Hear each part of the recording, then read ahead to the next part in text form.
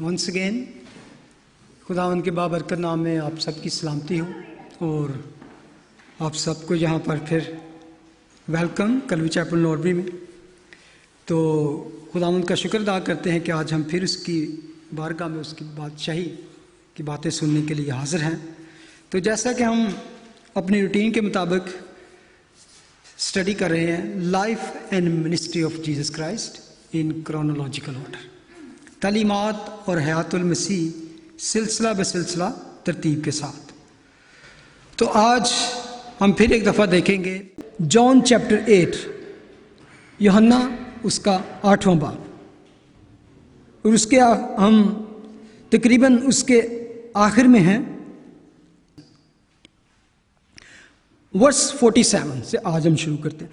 जो खुदा से होता है वो खुदा की बातें सुनता है, तुम इसलिए नहीं सुनते कि खुदा से नहीं हो। वर्स 48, यहूदियों ने जवाब में उससे कहा, क्या हम खूब नहीं कहते कि तू सामरी है और तुझ में बदरू है? यीशु ने जवाब दिया कि मुझ में बदरू नहीं, मगर मैं अपने बाप की इज्जत करता हूं और तुम मेरी बेइज्जती करते हो। वर्स 15, लेकिन मैं अपनी बुजुर्गी नहीं चाहता, हाँ एक है जो उसे चाहता है और फैसला कर देता हूं। वर्स 51, मैं तुमसे सच कहता हूं, अगर कोई शख्स मेरे कलाम पर अमल करेगा तो अब तक कभी मौत को ना देखेगा। यहूदी ने उसे कहा, अब हमने जान लिया कि तुझ में बदरू है। इब्राहिम जो मर गया और नबी भी मर गए, मगर तू कहता है कि अगर कोई मेरे कलाम पर अमल करेगा तो अब तक कभी मौत का मजा ना चखेगा। हमारा बाप इब्राहिम जो मर गया, क्या तू उससे बड़ा है? और नबी भी मर गए, तू अपने आप को क्या ठहराता है? कलाम मुकद्दस के पढ़े और सुने जाने पर खुदावंद की बरकत हो, आमीन। हमने लास्ट टाइम देखा, मैं थोड़ा सा पीछे से ताकि आपको उसका कनेक्शन मिल जाए। खुदावंद ने कहा, अगर तुम मेरे कलाम पर कायम रहोगे तो हकीकत में मेरे शागिर्द ठहरोगे और सच्चाई। If you abide in my word, abide यानी कि उसके साथ कनेक्टेड रहना, उसके साथ जुड़े रहना, उसके साथ लिपटे रहना। अक्सर हम गीत गाते हैं ना, अभी भी हमने गाया, छू ले खुदावंद हम तेरा जरा सा छूना, वो हमारी निजात के लिए काफी है, ठीक है। लेकिन खुदावंद की असल में मर्जी ये नहीं, वो खुदा का खादिम कहते हैं कि दिली इरादा के साथ उसके साथ लिपटे रहे, लिपटे रहे उसके साथ लिपटना जरूरी है। उस सच्चाई से वाकिफ होगे, तुम सच्चाई को जानोगे, सच्चाई तुम्हें आजाद करोगी। तो हमने एस्टैब्लिश किया था कि व्हाट इज द ट्रूथ। खुदावंद ने कहा, आई एम द ट्रूथ, ठीक है। You will know me and I will set you free. और उसके बाद और क्लियर किया कि बेटा तुमको आजाद करेगा तो तुम हकीकत में आजाद होगे, ठीक है। उसके बाद क्योंकि खुदावंद यहां पर कह रहे थे यहूदियों से कि तुम कहते हो कि इब्राहिम तुम्हारा बाप है, लेकिन खुदावंद कहते हैं इब्राहिम की औलाद, yes you are the seed of Ibrahim but you are not spiritual children of Ibrahim, क्योंकि तुम उसके काम नहीं करते, उस जैसे काम नहीं करते। अगर तुम उसकी औलाद होते तो तुम फिर मुझ पर यकीन करते। तुम अपने बाप अबलीस से हो। अब इससे बड़ी बात कौन सी? तुम कहते हो इब्राहिम के औलाद हो, नहीं, तुम अबलीस की। बेशक फिजिकली तुम जो है इब्राहिम की औलाद हो, लेकिन spiritually you are sons of Satan. तो खुदा कह रहे यस यू आर सीड, तुम उसकी नस्ल से हो, लेकिन स्पिरिचुअली तौर से तुम उसके बच्चे नहीं हो। स्पिरिचुअली तौर पे खुदा ने कहा तुम अबलीस के फरजंद हो, और ये बहुत बड़ा बम था कह सकते हैं उन पर। ये इससे बड़ी बात क्या थी?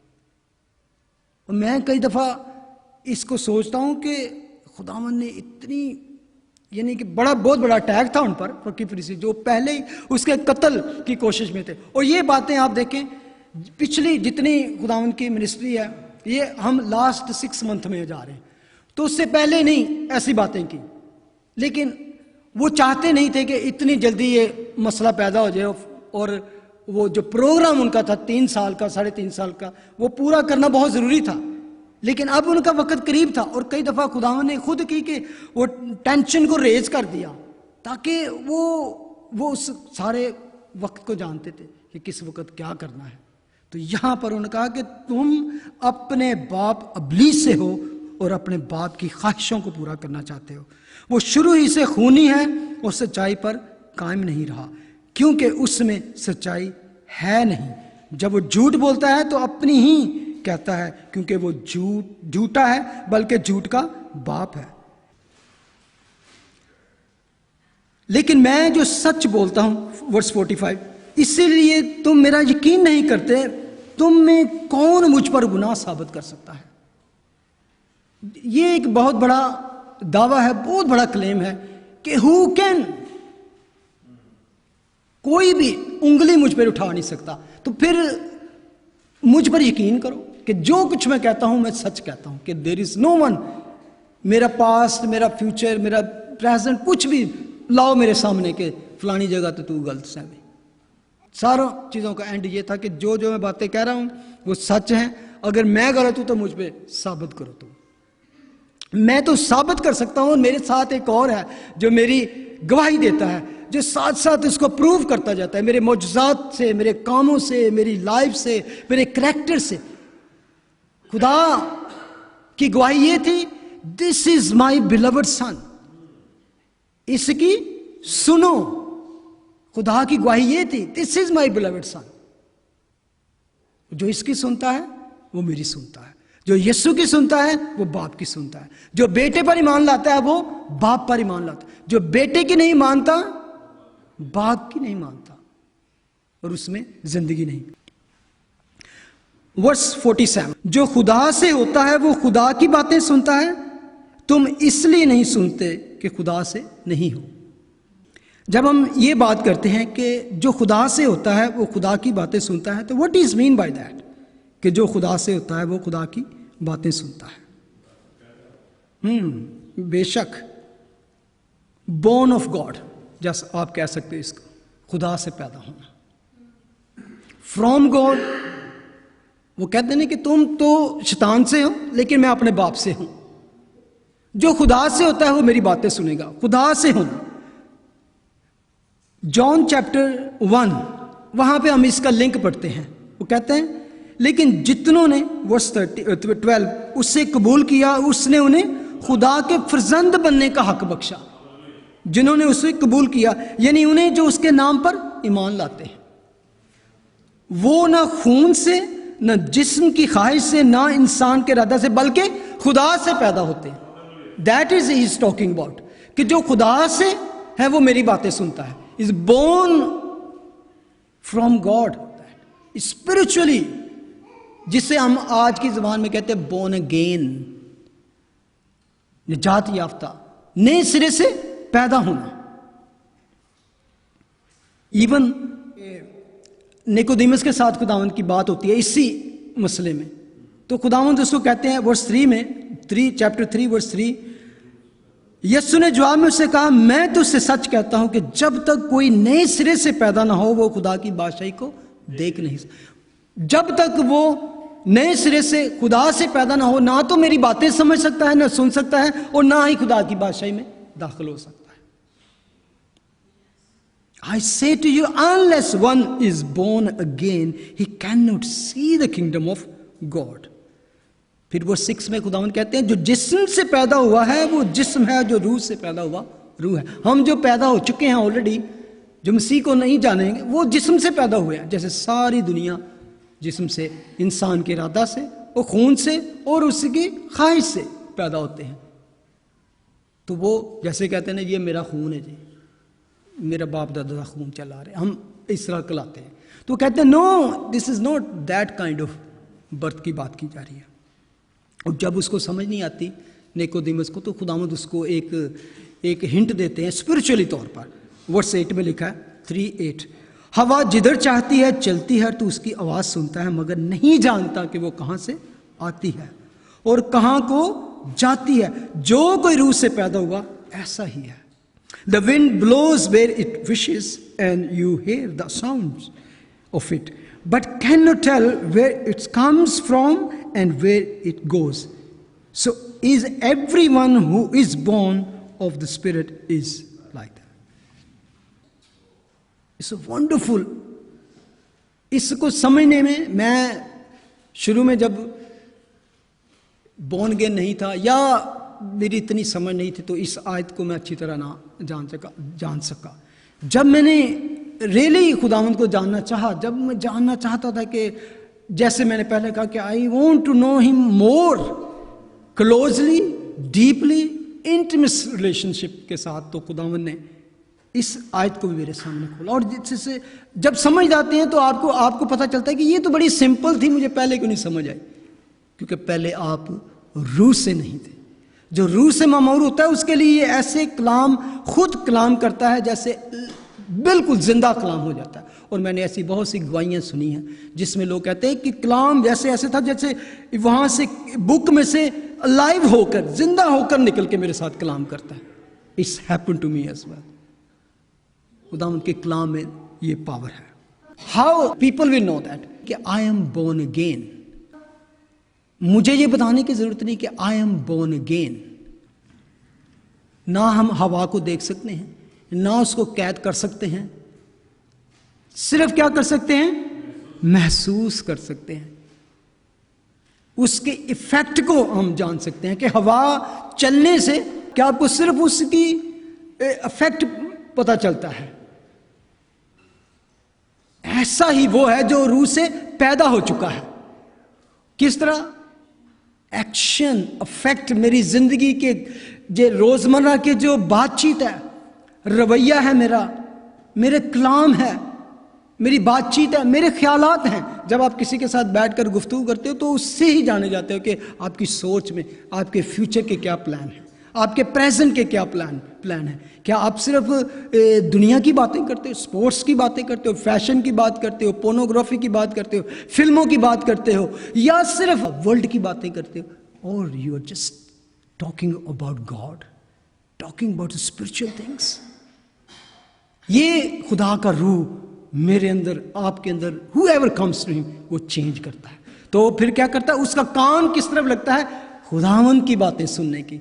जो रूह से, जो खुदा से पैदा होता है, वो मेरी बातों को सुनता है। तुम इसलिए नहीं सुनते कि तुम रूह से पैदा नहीं हुए। तो रूह से पैदा होने से आपकी आदतें इवन चेंज होती हैं। लोग कहते हैं ना, nature can not be change. सुना है ना आपने, ऐसे फ्रेज हैं, but I can tell you Jesus can change the natures. Nature change हो जाती है। और देयर इज मैनी टेस्टिमनीज। वो लोग जिनका काम, जिनका पैशन, जिनका मजहब और जिनका दुनिया में मकसद ही इंसानों को कत्लो गारत करना और उनको ख़त्म करना, वो भी जब यीशु के पास आते हैं तो फिर अपने आप को पेश कर देते हैं। वो कत्ल करने वाले खुद यीशु के लिए कत्ल होने के लिए तैयार हो जाए। There is a one wonderful testimony that Paul sold to Paul, and many other testimonies दुनिया में है। आगे हम अगर देखें थोड़ा सा आगे, क्या हम खूब नहीं कहते कि तू सामरी है और तुझ में बदरू है। हम छोटे थे तो जब हमें तो कई दफ़ा एक कहानी मिली, सामरी जादूगर। कभी किसी ने सुना, सामरी जादूगर। सामरी मशहूर थे कि वो इस तरह के काम करते हैं। तो यहूदियों के लिए सामरी एक ऐसी नेशन थी जो वो सबसे घटिया नेशन थी, क्योंकि उन्होंने उनकी रेस को ख़राब किया। मखलूत मिक्स रेस थी, ज्यूइश और जेंटाइल्स और इस तरह की, तो वो उनसे बड़ी नफरत करते थे। तो कहते हैं कि तुम में भी वही बदरू है। और ये बहुत बड़ा अटैक था। इस पूरे चैप्टर में देखे थे अबाउट 10 टाइम यहूदी सरदार जो है उस पर, यीशु पर उन्होंने अटैक किया 10 टाइम, और बड़े बड़े वर्स किस्म के। लेकिन यीशु ने कभी भी उसका जवाब इस तरह करके नहीं दिया। आपको याद है कि वो कहता है कि वो उसका तरीकाकार ऐसा नहीं था कि वो गाली खा के गाली का जवाब गाली से दे, थप्पड़ का जवाब थप्पड़ से नहीं, बल्कि सिंपल सी खुदावंद का जवाब देखे कितना, मैं अपने बाप की इज्जत करता हूँ और तुम मेरी बेइज्जती करते हो। मैं अगर इसको सेंस मुझे ये बनती थी कि इस बात को इस तरह कहना चाहिए था, मगर मैं अपने बाप की इज्जत करता हूँ और तुम नहीं करते। बाप की इज्जत, यही है ना। बाप की इज्जत मैं तो करता हूं, तुम नहीं करते, लेकिन खुदावंद ने कहा तुम मेरी इज्जत नहीं करते। उस जगह पे अपने आप को रख लिया।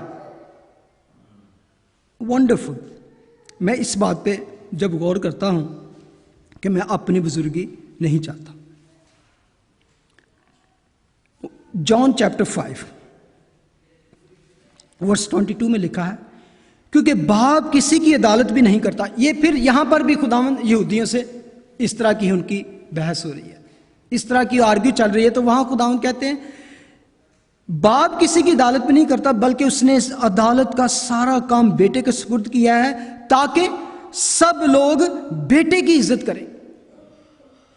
असल में जहां पे इज्जत का लफ्ज आया है, वो खुदावंद कहते हैं कि मैं अपनी इज्जत नहीं चाहता। इंग्लिश में है कि I don't want to glorify my self, मैं अपने आप को ग्लोरीफाई नहीं करना चाहता, मैं अपना ऑनर नहीं चाहता, ताकि सब लोग बेटे की इज्जत करें जिस तरह बाप की इज्जत करते हैं।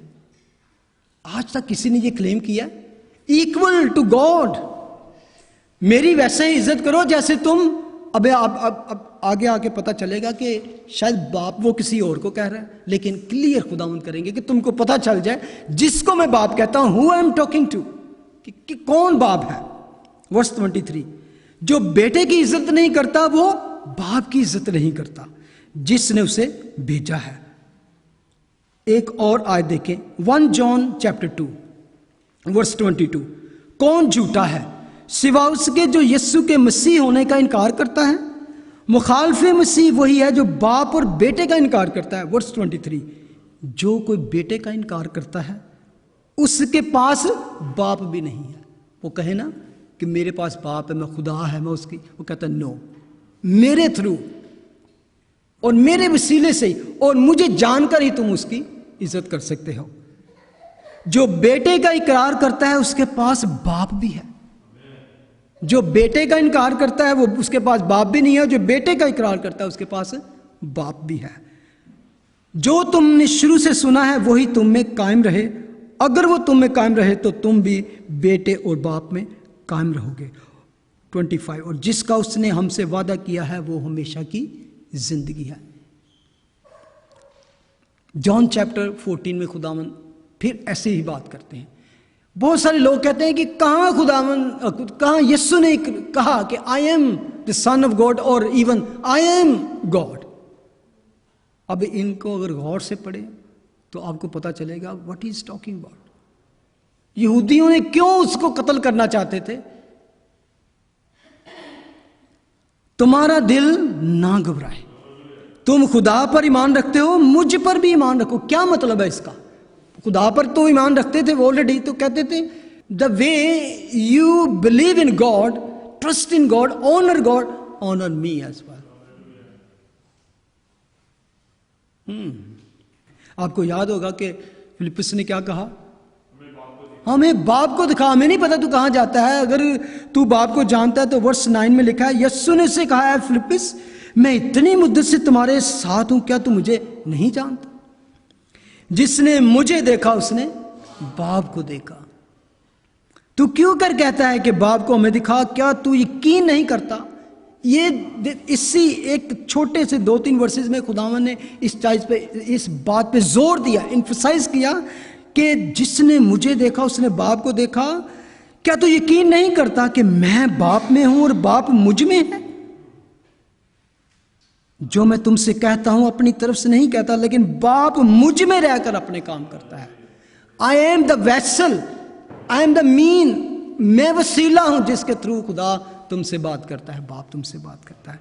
मेरा यकीन करो दूसरी दफा कि मैं बाप में हूं और बाप मुझ में, नहीं तो मेरे कामों ही के सबब से मेरा यकीन करो।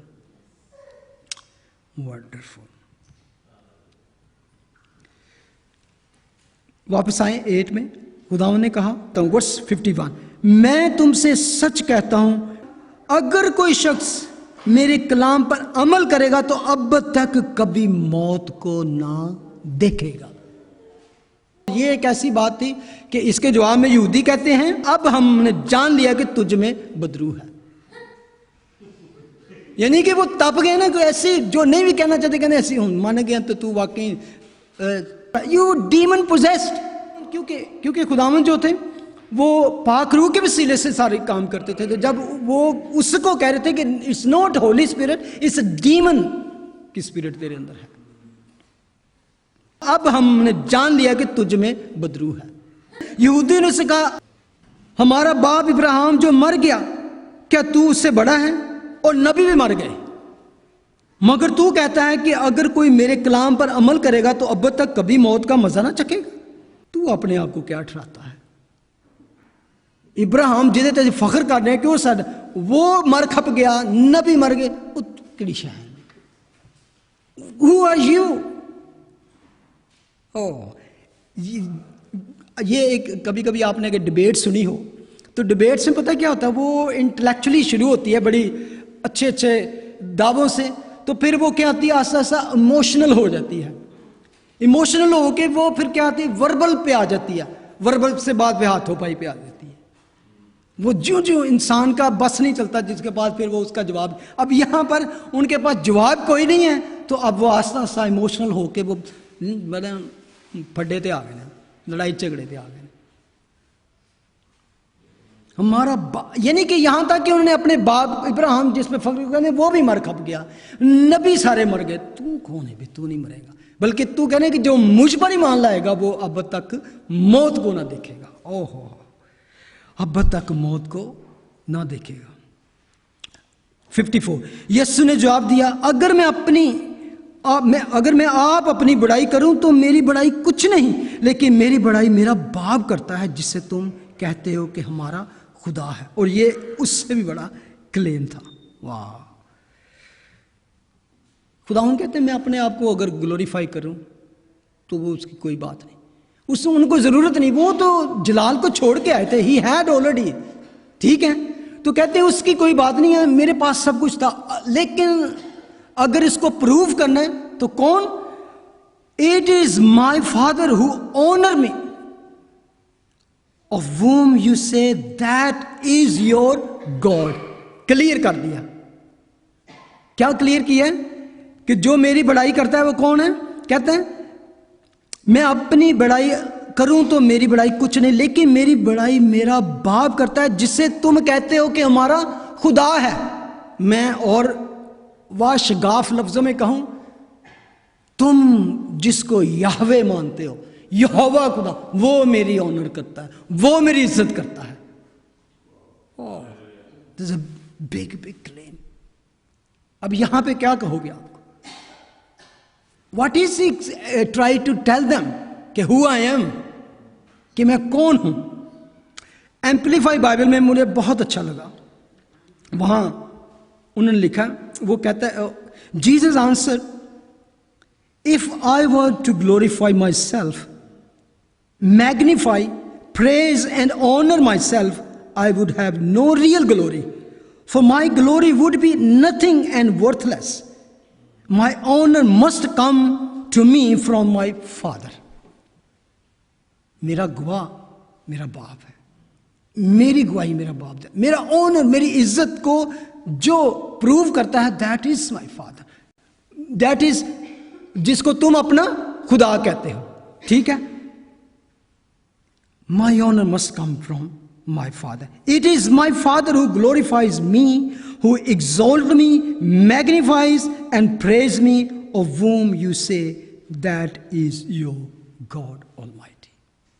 Hallelujah। मैं समझता हूं इससे बढ़कर कोई बात नहीं हो सकती कि वो ऐसा बड़ा क्लेम कि वो उनके पास कुछ कहने को कुछ नहीं था। खुदावन ने कहा कि मेरी तारीफ और मेरा ऑनर जो है वो तुम्हारे खुदा की तरफ से है। आमीन।